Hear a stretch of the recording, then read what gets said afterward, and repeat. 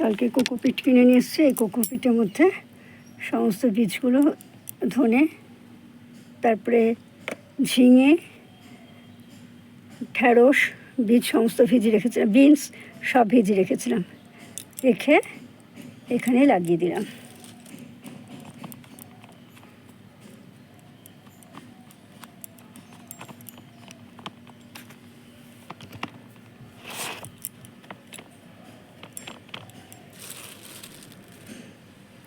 এখানে শুধুমাত্র কোকোপিটই আছে, এর মধ্যে মাটি মেশানো হয়নি।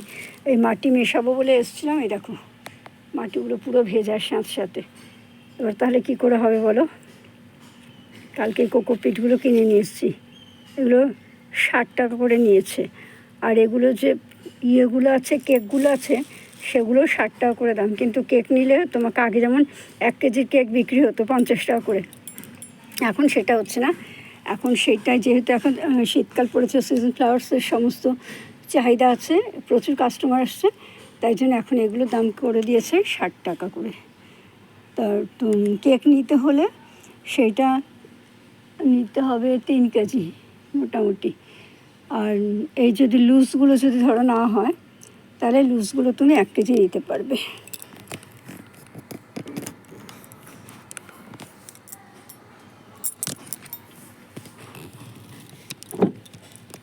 দেখো মাটিগুলো সমস্ত শুকিয়ে গেছে।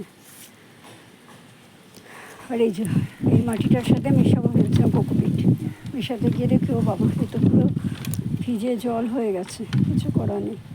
আর এই দেখো এই সমস্ত পেঁয়াজের খোসাগুলো এখন এই ক্যারেটটার মধ্যে দিয়ে দেবো, দিয়ে এই মাটিগুলো ক্যারেটের মধ্যে দিয়ে দেবো, তাহলে মোটামুটি ভালোভাবে ইয়ে হয়ে যাবে,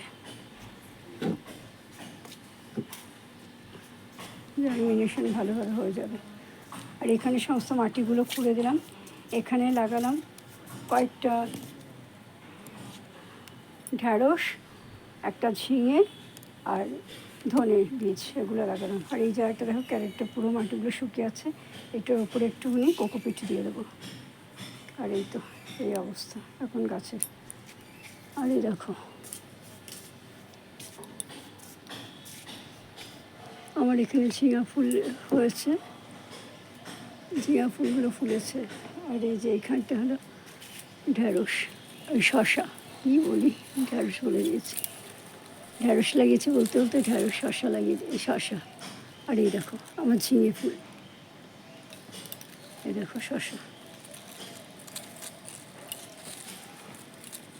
আর এই দেখো ঝিঙের একটা কড়া পড়েছে, পরশু দিনকে এই ফুলটা ফুটেছে রাত্রিবেলা, কড়া পড়েছে। কালকে এই ফুলটা ফুটেছিল, এইটা, তার আগের দিন ফুটেছিল এইটা।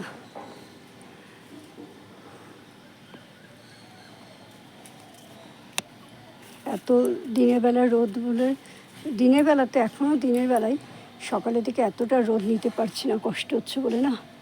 এই সময়টা এই দেখো আকাশটার অবস্থা, এখানে রোদটা নেই, ছায়া পড়ে গেছে। এই সময় শীতকালে ছায়া পড়ে যায়, 12টার পর এখানে মোটামুটি ছায়া পড়ে যায়। তো এখন এই ঠান্ডার মধ্যে এখন এসেছি, এসেই বাগানে কাজটা করছি। একটু যদি জল দিতে দেরি হয়, তাহলে ওদের চেহারাগুলো যে কী হয় কী বলবো। দিনে 2 বার করে জল দিতে হচ্ছে, সকালে আর রাত্রিবেলা। আজকে সকালে দেয়নি, বিকেলে দেবো আর রাত্রিবেলা দেবো। লাউ গাছগুলোকে দেখো, দেখলে খুব কষ্ট হচ্ছে, শুকিয়ে গেছে। এখানে ঝিঙে গাছটা, করলা গাছটা সব শুকিয়ে গেছে, দেখো করলা গাছটা। এখন একটু জল দিয়ে দেবো, আর এরপর শুকনো দেখলে নিজেরই মনটা খারাপ হয়ে যায়।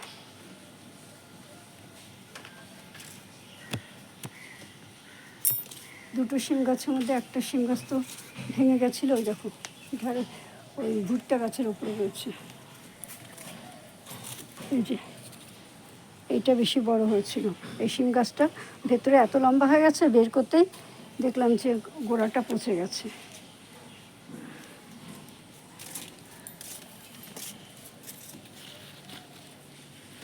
গোড়াগুলো সব শুকিয়ে গেছে গো, জল দিতে হবে।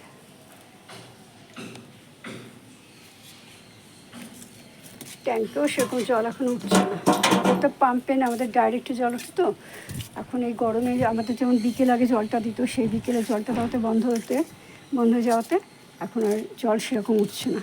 আর সকালে আমার বর প্রচুর জল ব্যবহার করে স্নান করার জন্য।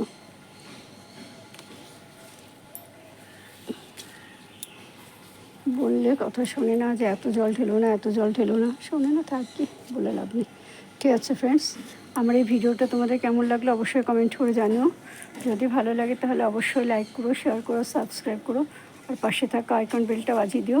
দেখা হবে আগামী একটা ভিডিওর সাথে। ততক্ষণ মতন তোমরা সবাই খুব ভালো থেকো, সুস্থ থেকো, আর আনন্দ থেকো। আর এখানে মূলো গাছগুলো দেখো কী অবস্থা হয়েছে জল না পেয়ে, সব শুয়ে পড়েছে।